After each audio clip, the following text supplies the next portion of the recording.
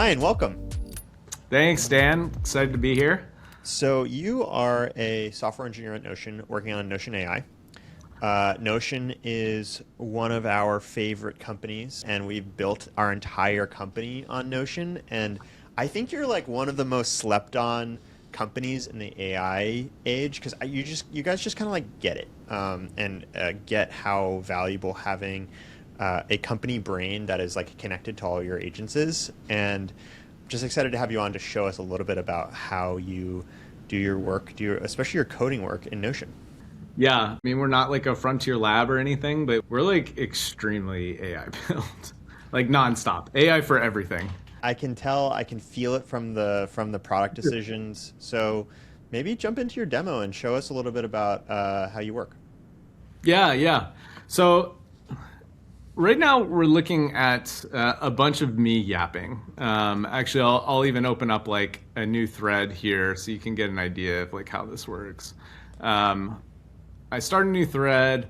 For me, I start all of my tasks basically by just like yapping. I'm like a big believer in if I'm like speaking, there's all these like little bits of like nuance and detail that I'm going to provide versus me just like typing in the keyboard. If I'm just like talking, it's just completely freeform. And I'm like including way more context and details. And like the models don't really care about how many times I say or if I say do this, oh wait, no, actually never mind, do that instead. Like the models don't care. And in fact, that I think it might even like help.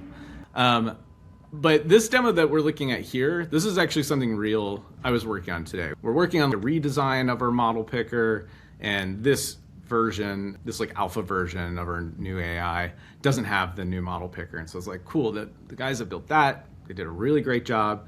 I want to like bring that over, do some code sharing and whatever. And so I'm just like blah, blah, blah, blah, blah, blah, blah. And we shipped recently in Notion AI the ability to use Notion AI and add a computer. Right now we're like using Vercel sandboxes. And so anytime you're like asking Notion AI to do something that's too complicated with the tools it's already got, it'll just be like, cool, I'll just open up a computer, I'll start using Bash or like whatever, and make PowerPoints, write HTML files, do whatever. And that's great, but you're starting with kind of a really bare bones sandbox anytime you're doing that. And with what we've been building, we have this other internal project, we nicknamed it Boxy, which it's like our coding VMs for like remote compute on demand. So instead of running everything locally, I've got these other machines just like out in the cloud that I can connect to and write code on. We were like, wait a minute, what if we like gave Notion AI, instead of like a simple sandbox, like what if we just gave Notion AI our like pre-built Boxy VMs? And so now we have like in this little picker, Boxy as like our computer. And so when I ask it to go and like figure out how does this new model picker that we're building work, it can actually go out and like run all these computer commands and go and explore our code base.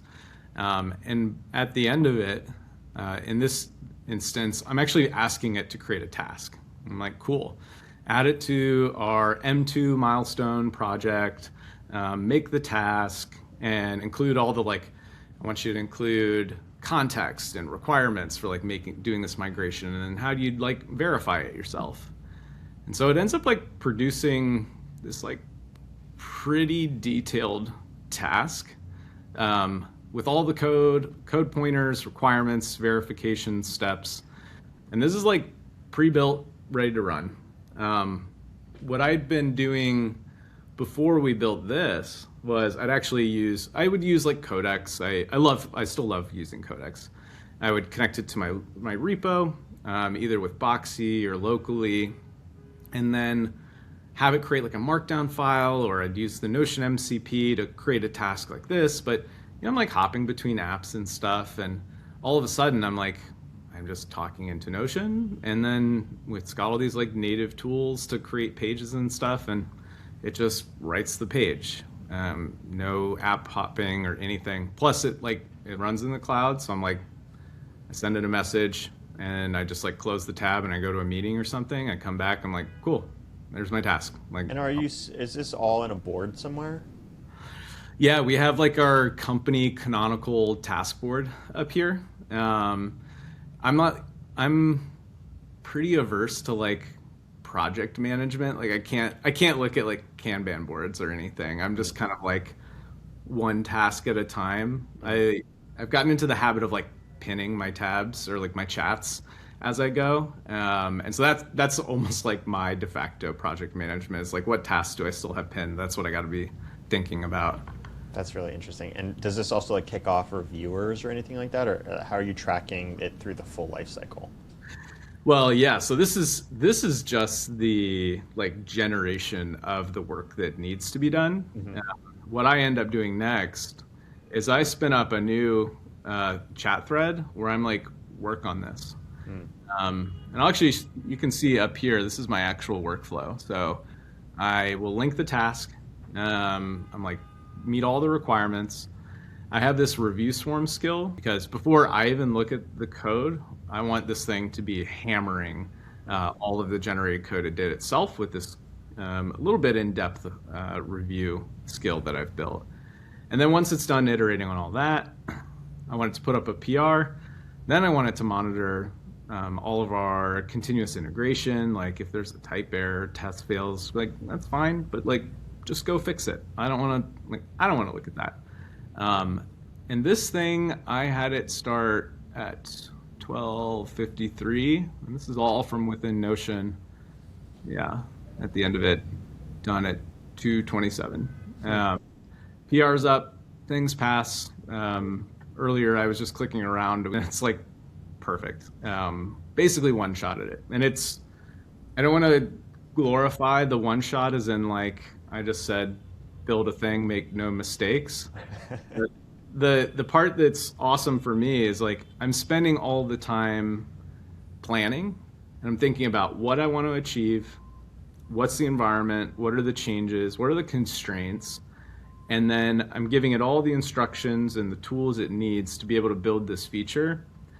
And it's completely eliminated basically the busy work. Like I literally, that was like an hour and a half, 2 hours of work that this did. I was in meetings. I kicked off other tasks. I think to me, one of the killer reasons I love doing this within Notion now is that it will, let me find an example. We built this edit references feature a while ago. And here, and part of my skill, like I tell it like take notes. And so it's able to use Notion as like the source of truth, not only for the original spec and like the tasks, the requirements, but then it's also turns into like a living work journal. As it's building the feature, it's going and like updating all the things it finds, problems it runs into, whatever. That's really interesting.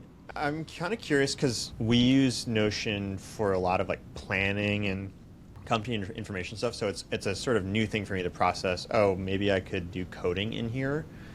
What are the non-obvious second order effects of having your coding agent live inside of Notion that I might not realize? Like one of the things I'm thinking about is I have Codex search our meeting notes all the time, which are taken in Notion. Right.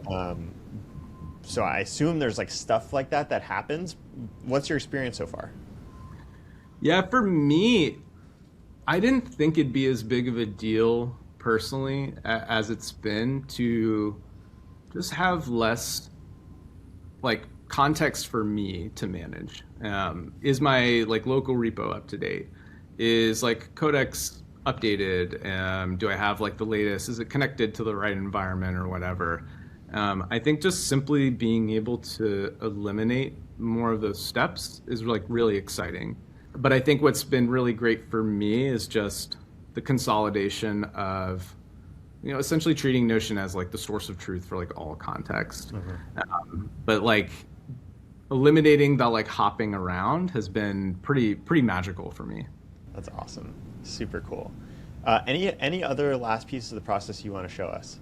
I found we're making like gigantic changes, especially with this feature that we're building. And I needed something that's like not only going to like look for bugs, which like obviously I need caught, but like I need something that's looking out for like, am I writing maintainable features and changes in infrastructure? So I built this review swarm skill to essentially take a change set, slice it into domains. So maybe you have like a front end change and a back end change. And then within those changes, delegate out to a correctness reviewer and then a maintainability reviewer. And then each of those is going to like look for bugs, and the other one's going to look for like, what are like patterns? Are we, is there code that we should be reusing? Are there existing patterns that we should be doing? Or like, did I build something in a way that's going to just completely implode once it goes to scale? And then for each of those slices, I also run all of this for both GPT and Opus. And so they're each doing a pass, and then the top level agent collects all of the findings and turns that into like a report of like things that need to be actioned. And then essentially I just have the agent loop on that until things are good. And it's, for me personally, it's been like the best review loop flow I've ever experienced. And I think that's another really cool thing, and just about the age that we're in, is like how malleable this stuff is. I was like, cool, all these other skills are like really great, but like I have my own things that I care about. And instead of just being like, well, nobody's built it, I don't have the time, whatever, I just like opened Codex and I was like, analyze these other skills, but here's the things I don't like about them, here's the things I do like, build me a new skill. And it just did it. And that's turned into my own thing. That's awesome. Well, I hope you open source that skill so that we can all I get should. the benefit of it. Ryan, this is amazing. Thank you so much for joining.